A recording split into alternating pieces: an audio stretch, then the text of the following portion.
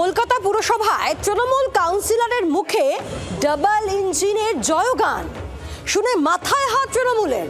Speaker বক্তব্য থামানোর নির্দেশ দেন, আর বাকি তৃণমূল কাউন্সিলরদের আওয়াজ ওঠে ওকে থামাও ওকে থামাও, কিন্তু তার মধ্যেই বক্তব্য রাখতে থাকেন 109 নম্বর ওয়ার্ডে তৃণমূল কাউন্সিলর অনন্যা। আর বিজেপি কাউন্সিলরদের মুখে তখন মুচকি হাসি। রাজ্য সরকারের বাজেটকে কাজে লাগিয়ে কলকাতা কর্পোরেশনের নাগরিকদের আরো ইন্টেন্স পরিষেবা দেওয়ার জন্য যে সুচিন্তিত বাজেট, তাকেই বলে ডাবল ইঞ্জিন সরকারের প্রজেক্ট। ইদানিং দেশের যেখানেই ভোট হোক, বিজেপি নেতাদের বাধা বলি ডাবল ইঞ্জিন সরকার। ব্যতিক্রম নয় এই বাংলাও। নরেন্দ্র মোদী থেকে আদিত্যনাথ, অমিত শাহ থেকে শুভেন্দু, যেন বিজেপি নেতাদের সমার্থক হয়ে উঠেছে ডাবল ইঞ্জিনের শব্দবন্ধ। আর সেই শব্দবন্ধই যদি শোভা পায় বিরোধী তৃণমূলের মুখে। অবাক হচ্ছেন? সোমবারের কলকাতা পুরসভার বাজেট অধিবেশন সাক্ষী হল তেমনই এক অবাক করা কাণ্ডের। তিনি পুরসভার 109 নম্বর ওয়ার্ডের তৃণমূল কাউন্সিলর অনন্যা বন্দ্যোপাধ্যায়। পুরো বাজেটের সমর্থনে বক্তৃতা করতে গিয়ে অনন্যার মুখেই বারবার শোনা গেল ডাবল ইঞ্জিনের কথা।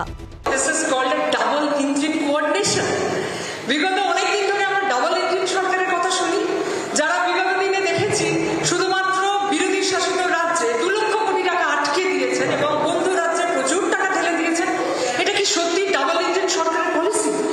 রাদার আমি যেটা বললাম, অর্থাৎ রাজ্য সরকারের বাজেটকে কাজে লাগিয়ে কলকাতা কর্পোরেশনের নাগরিকদের আরো ইন্টেন্স পরিষেবা দেওয়ার জন্য যে সুচিন্তিত বাজেট, তাকেই বলে ডাবল ইঞ্জিন সরকারের প্রজেক্ট বা coordination. This is double engine সরকারের প্রজেকশন পলিসি।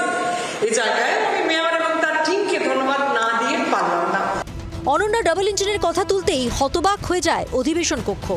তৃণমূল কাউন্সিলরদের কয়েকজনকে অনন্যাকে থামানোর চেষ্টা করতেও দেখা যায়।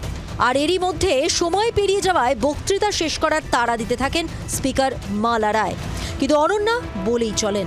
গোটা ঘটনায় মুচকি হাসি ফুটেছে বিজেপি কাউন্সিলরদের মুখে।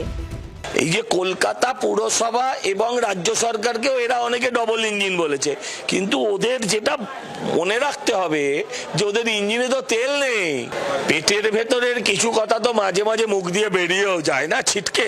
আগের বারে উনি পোপের কাহিনী শুনিয়েছিলেন, এবার ডবল ইঞ্জিনের কথা শোনাচ্ছেন। আর কি বলবো, এটা নিয়ে কিছু বলার নেই। পুরো বাজেট এবং অনন্যার বিতর্কিত মন্তব্যের ইতিহাস অবশ্য আজকের নয়।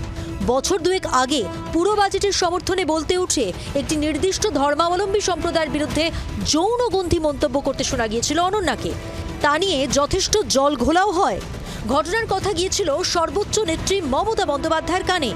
দলনেত্রীর নির্দেশে সে বছর আর বাজেট বিতর্কে অংশ নিতে পারেননি অনন্যা। এবার আবার বিতর্কিত মন্তব্য। এবার কি অপেক্ষা করছে অনন্যার জন্য? রক্তিমা দাসের রিপোর্ট, জি 24 ঘন্টা। বাংলার আওয়াজ, বাঙালির আবেগ, জি 24 ঘন্টা।